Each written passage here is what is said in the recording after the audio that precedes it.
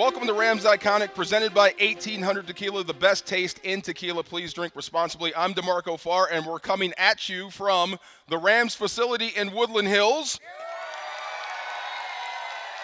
In front of the greatest fans in the NFL. We are biased there. Love hearing that. Whose house? There we go. My next guest played 9 seasons with the Rams, 6 in St. Louis, 3 in L.A., second-round pick, 33rd overall, which is basically a first-rounder, right? Yeah, pretty much. You count yourself as a first-rounder. Absolutely. I know you do. 33rd overall.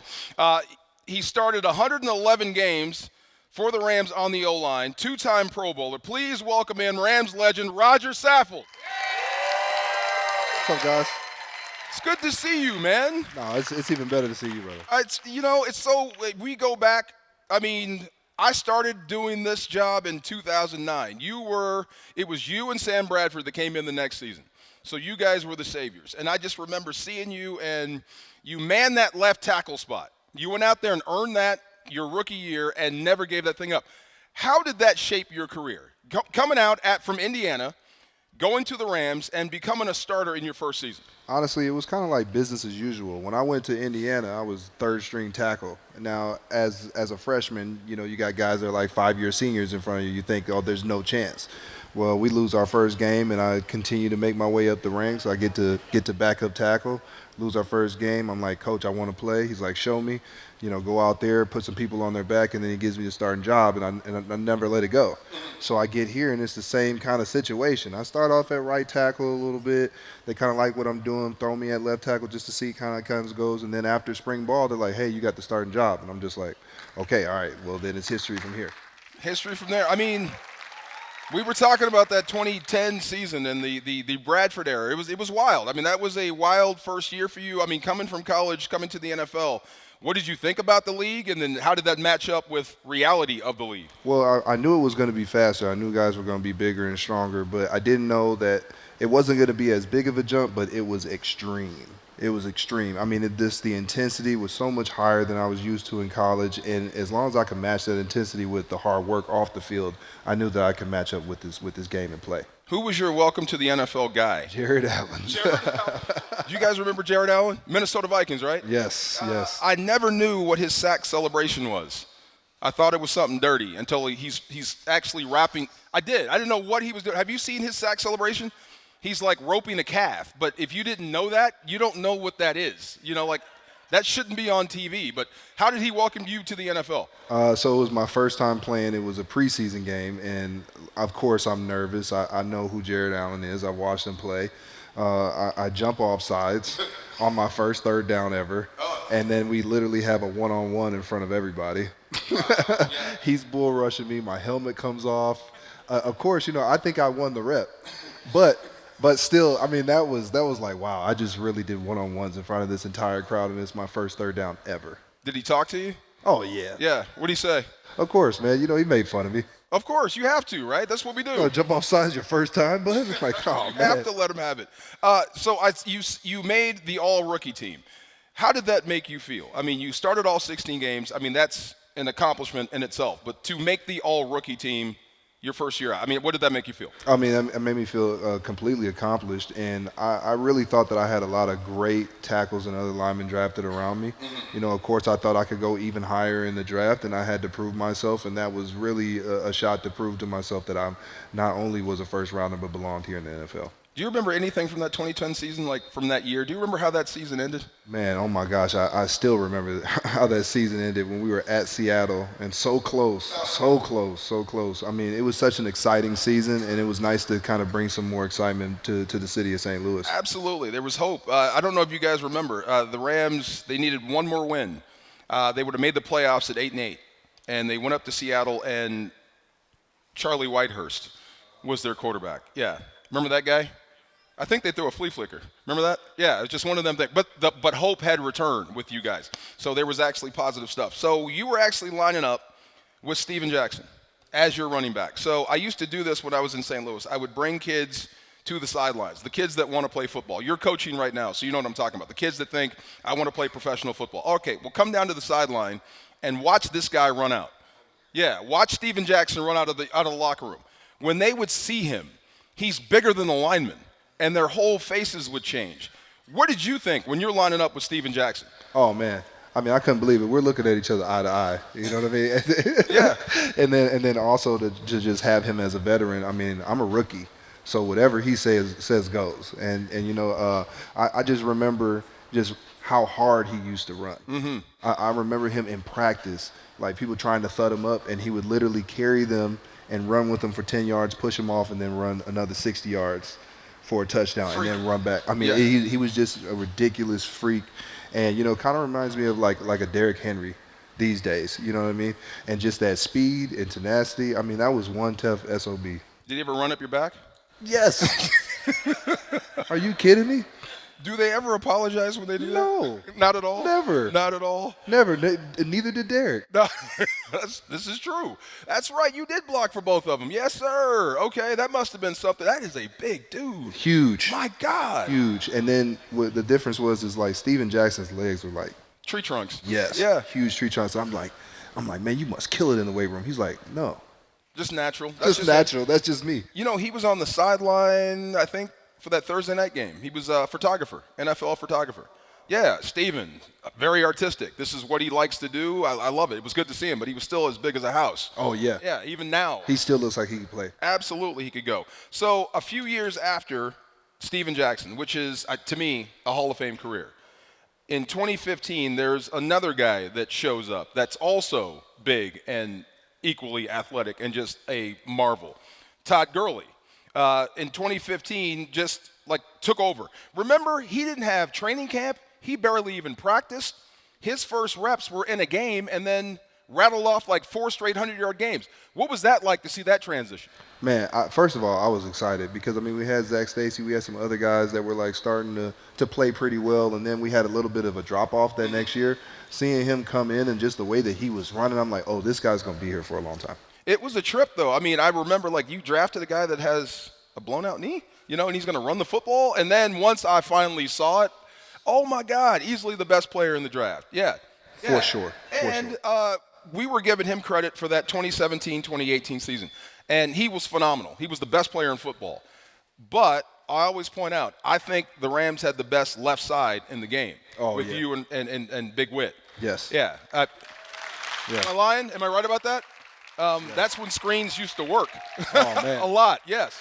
We were talking about that today. Those screen games, we were going for 50, 40, 60 yards on screens. That's something that I'd never seen anywhere in my career. How did you vibe so fast with Witt? Honestly, it was the first moment that I knew that he was coming to the team. I was so excited to have a veteran.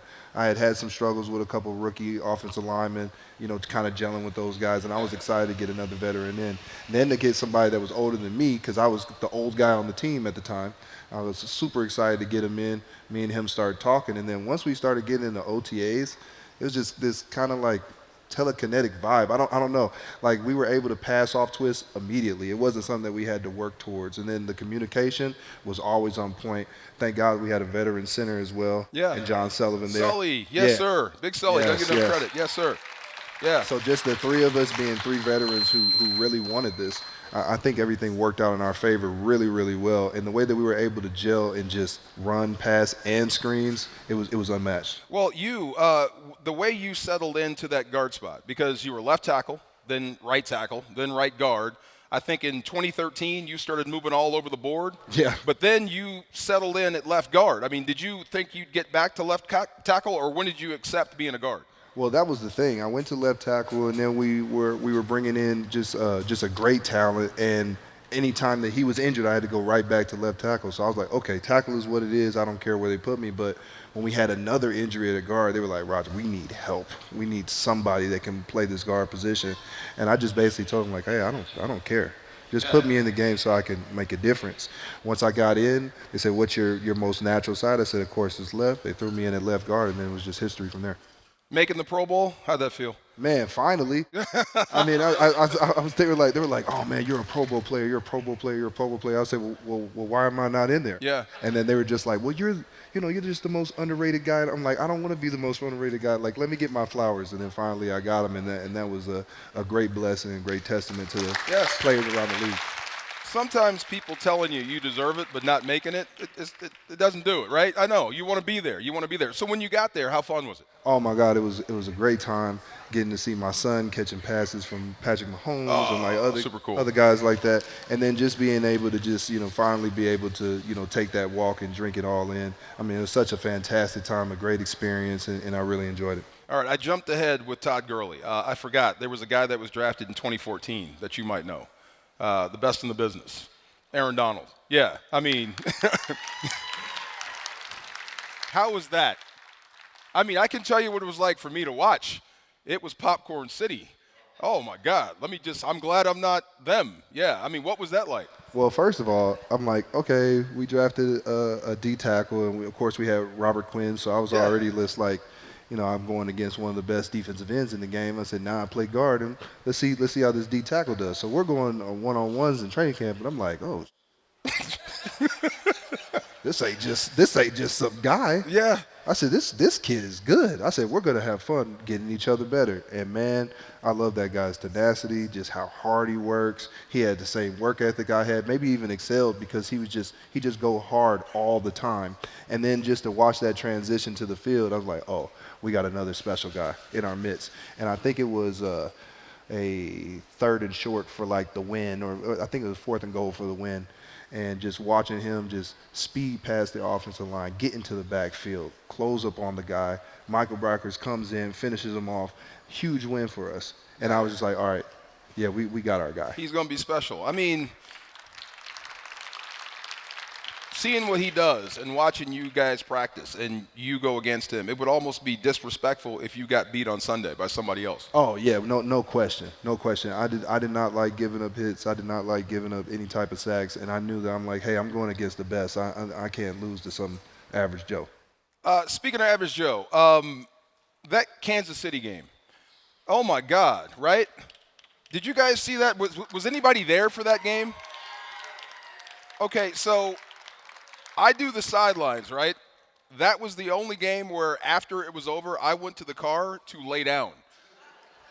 I mean, it was just back and forth, up and down, and it set a record, 105 points, 51 points. No team has ever scored that many points and lost. Right, just what was that game like from your perspective being out there? Well, it was already messed up because we were supposed to be in 2 different locations, and then none of them worked out. And then we get back to coming to L.A. I'm like, you were in Colorado. Yeah, we were in Colorado, supposed to go to Mexico City, ended up coming back to L.A. There's smog everywhere. We're like, how are we going to do this? And then they pulled it off. We get out there, and, I mean, it is just a slugfest from the moment that we began all the way until the end. And I remember just losing my mind watching those interception and a fumble for a touchdown. I mean, I still think about that game sometimes because it was just so back and forth, and just what an incredible team the Chiefs were and how good we were playing at the time.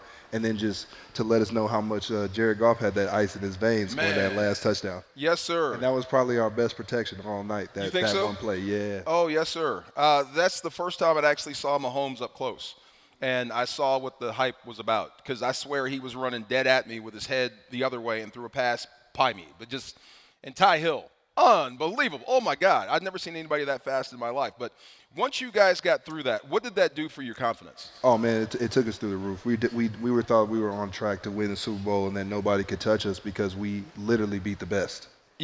I think you did. So moving forward, when you talk about winning a playoff game in Los Angeles, that had to be something special. Oh, that was beautiful. I mean, what do you think that did for the city of L.A.? I mean, when's the last time we had a playoff victory in Los Angeles before that? 1978, I think. I think it was something that far. I mean, did you know that? Yeah, no, I did. Yeah. Did you know what you started on that day, winning that playoff game? We always talk about that. And then to win just in that fashion, I mean, we were overjoyed, excited. Everybody was just talking about how we were doing this for LA. Everybody went out to fight, not playing for themselves, but playing for our city, playing for our community, playing for our brothers, and it just made it that much sweeter. You mean beating the snot out of them? Oh. Like being physical? Oh, yeah, we putting people in the ground. 48 carries, I think, 273 yards rushing. Now you know old linemen love that. Of course you do. Yes, of course you do. I'm glad you're in pain right now. We talked about this earlier, see? I'm glad his arm's hurt. He's torturing my brethren forever. Do you Do you go back and watch that Super Bowl at all? No, No? no, Yeah? no. I think about it, but I don't watch it. Yeah? Yeah, but I did get our get back when I played on the Titans though. You did? Okay. Yeah. How'd that feel? Was it personal? Oh, it was personal. Yeah. Yeah. I got every single lineman over there hyped up for the game. I told them exactly what type of defense they're going to try to run against us, the same one they did in the Super Bowl, and we beat the living out of them. Thank you very much. Yes, sir. I did have this circled. You did come back in 2020 to play the Rams. You came back to LA. How was that for you? Man, I was torn in pieces. This is the first time I ever had to play against a team that I used to play on. I thought I was going to be a lifer here, and it just didn't work out. And it's nobody's fault. It's just the kind of the way that it goes. But I wanted to win the game, but I also felt for the entire other side of the team. I mean, I talked to everybody. I talked to you. Yeah, of course. What? Wait. I talked to everybody. I talked to Even media, me? even media, everybody. Yeah, you did. You know what I mean? So I mean, that's you could just tell how much I love this team. Yeah. You know what I mean? And it was just so great to see you guys, and it just was bittersweet at the end. Yeah. Bittersweet at the end. I had it circled, man. I saw watching you and Aaron go out there and do your thing against each other. It's like you're friends, but you're not friends right now. You're competing. The collisions were so loud. Yes. Couldn't hear nothing else. Oh my God, yes. Oh my goodness. I told them that like JB and Maurice keep asking me, what's going on down there? I don't know. This is all I see. Okay, so now you told me you're coaching? Mm-hmm. You're coaching football. Who are you coaching? I'm coaching the LA City Ducks, the 10U team right now. You guys know about that? LA City Ducks, who are they? Basically, it's just a football team. We got everything from 13U down to 10U. My son, he's playing on that same tackle football team next year for 11U, and I was asked to come on as an O-line and D-line coach. So respect. You're coaching D-line? Oh, absolutely. What are you teaching? Oh, I need to know this. Everything. Yeah. Yeah. Are you teaching them 2 that to 1 O-linemen power. hold all the time? Oh, absolutely. Yeah, there you go. I told him if you ain't holding, you ain't trying. There you go. See? Yes. Are you enjoying coaching? Something you want to stay in? Absolutely, especially at this level and how pure it is, man. I'm thoroughly enjoying this, and it's so funny because the questions and the attention span is just like that. We got to get these kids off of YouTube Shorts. Who else is on that staff? This is a funny story. Who else is on that staff? Reggie Bush, Walter Powell, a couple retired NFL players, and then just 3 dads who just love the game of football. Tell them the story that you told me about Reggie Bush being the running back coach. Oh, so he's the running back coach, and Reggie Bush is the running back coach. Yeah. Reggie Bush, he's the running back coach. He's also our offensive coordinator, and literally he'll tell a running back what to do, and they won't listen. And our head coach, he'll be like, "How you not listening to Reggie Bush on how to play running back?" And that just lets you know, like, these kids, man, they don't care. No. It's all X's and O's and having a good time, man. God bless them. I'm glad you're involved in youth sports. I really do. Because I think, like, high school football, college football has gone sideways. So I'm glad there's good people that know the game that are involved because I'm not sure where it's going. All right, so this is your time. You get to crow about your school, finally. You get to crow about Indiana. You? What is that? See, I've never even heard that before. It's just a little chill. IU. I mean, come on, man. National championship contenders. Yeah. Cincinnati. Yeah. I mean, obviously, what we did last year was a huge surprise to everybody, even including the fans. You know what I mean? We knew that he was going to come in, and we thought that it was going to take him about 3 or 4 years. But to have that type of quick turnaround, you could already tell the culture and the environment that he was setting up was just top tier. And then to continue on that, not to let those 2 losses get you down, because it's hard to play against Ohio State in Ohio State. I played against Ohio State in Ohio State. It was a tough day. Yeah.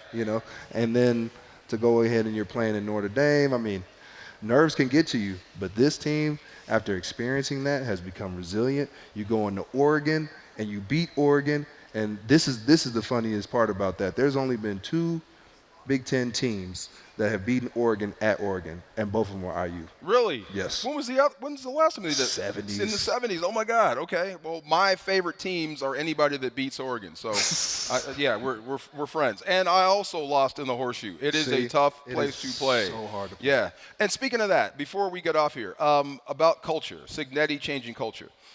Your first 7 seasons, it's the dark ages until Sean McVay shows up. Can you tell me what that was like when he started building the culture that led us to here? Well, first of all, he comes in and they're like, yeah, he's 31. I'm like, he's like a year and a half older than me. I was like, so my older brother's coming in here to coach the team. Gotcha. All right.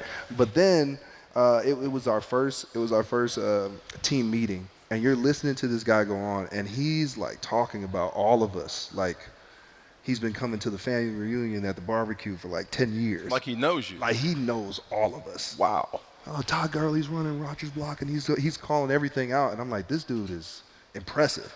Then you start to get to those offensive meetings, and you're like, oh, whoa, this guy might be a genius. And then after that, we just continued to take off. That belief in him shot up, and then we all wanted to play hard for him. We started looking around at our roster, and we're like, wow, we got some players on this team.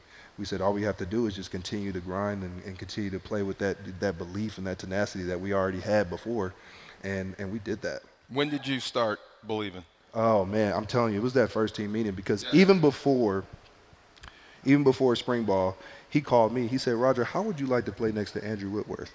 And I was like, you asking me?